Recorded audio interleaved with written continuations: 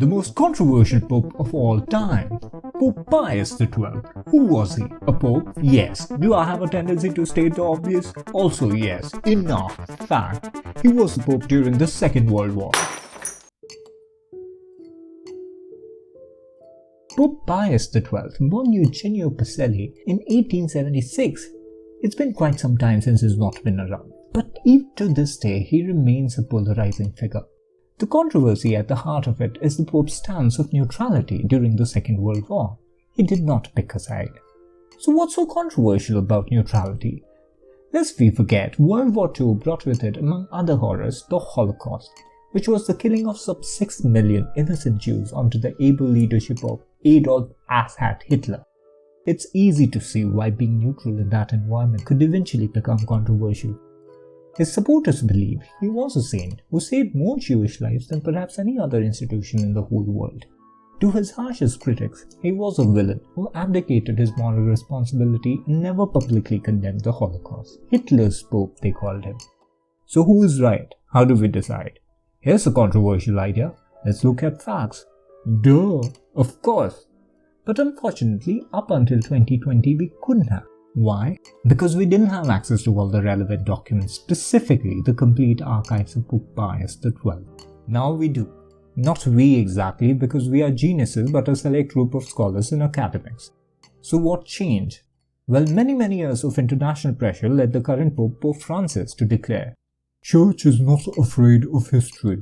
Translation: access to archives. Attribution time! One of the scholars who was given access to the complete archives happened to be David Kurtzer, who is a professor of Italian studies at Brown University. And his latest book, The Pope at War, is about what he discovered in those archives, and boy did he find things. Back to the story. For over 8 decades, the church kept a secret. It's not because they didn't get a chance to explain themselves. In fact, any time the public sentiment about the Pope's conduct during the Second World War would shift negative, Vatican would respond with, "Wait a second, look at these documents, look, he was a saint indeed." It looks unusual today, but there was a time when Pope Pius XII wasn't controversial. Up until a few years post his death, he still enjoyed a privilege called a favorable public opinion. I mean, post his death he personally couldn't have enjoyed anything, but he wasn't controversial. But all that was to change in 1963. Reason? Theatre.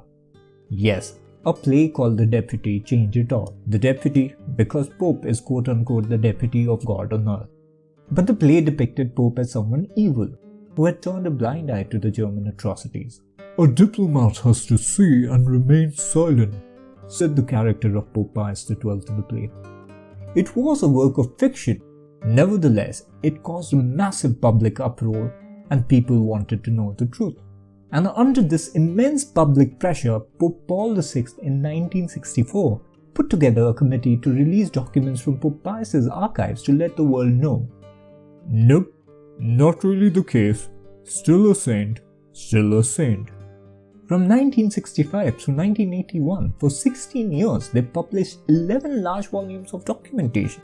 But not a word about this secret. Not a word. So what was the secret? Well, right after his coronation in 1939 up until 1941, the Pope was in touch with Mr. Asshat himself. Yes, I am talking about Hitler. Why, you may ask? Here's what happened. Pope Pius XI, his predecessor, was a fierce critic of the Nazis.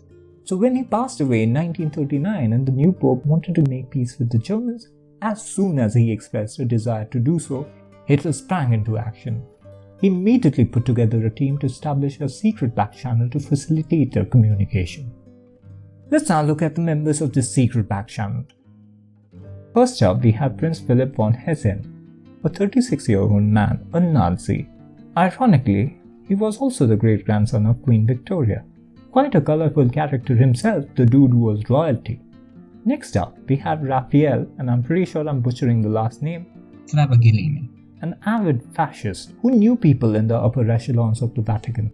And finally, we have Cardinal Lorenzo Lori, someone who was close to the Pope. So this is how a message would traverse. Hitler would send it to the prince would pass it on to Raphael would send it to Cardinal Lori, and Cardinal Lori would pass it on to the Pope. Essentially, Hitler's very own version of "I know a guy who knows a guy who knows the guy who knows," in this case the Pope. After this back channel was established, the first ever meeting between the Prince and the Pope took place in May 1939. The World War was still a few months away. The whole affair was so ridiculously secretive that even the German ambassador to the Holy See didn't know about the meeting. To add to the ridiculousness, when they first met in the Vatican, they weren't there all by themselves in the room. Unbeknown to the Prince, there was a priest hiding somewhere in the same room transcribing whatever was being said. The poor chap. The poor chap. This is how the first meeting ended. Pope expressed his desire for a peace accord. Hitler wanted him to stay out of politics. Post the first meeting, they continued to exchange notes, and the Pope was made to believe that Hitler was working on some peace proposal for them. Curiously, during the course of one of these exchanges, one fine day the Pope received a note from the Prince stating, and I quote, "He, as in Hitler, has to be excused given the current extremely delicate international situation. He, as in Hitler, hadn't been able up to now to adequately study the complex problems of the Catholic Church in the Reich, in order to be able to bring the Holy Father with devout and respectful sentiments of great esteem and sympathy, concrete proposals." Translation: didn't got enough time. Sorry, no proposal. Lesson from this: if there is something you're working on and you're stuck, in the next email to your manager, please quote the Prince. Please quote the Prince. "I haven't been able up to now to adequately study the profound pointlessness of the tasks I've been delegated, in order to be able to bring to you, dear manager, with devout and respectful sentiments of great esteem and sympathy, of course, concrete proposals." The meetings continued. There was one that took place right before the beginning of the Second World War and one soon after. In the one before, Hitler expected the Pope to avoid the racial question in public. The one right after, the Pope was still hoping for a deal to come through. Some more time passed. They remained in touch. Come January 1940, Hitler now wanted to make the meetings official and no longer keep it a secret. Pope refused. But he did agree to meet Hitler's Minister of Foreign Affairs, von Ribbentrop.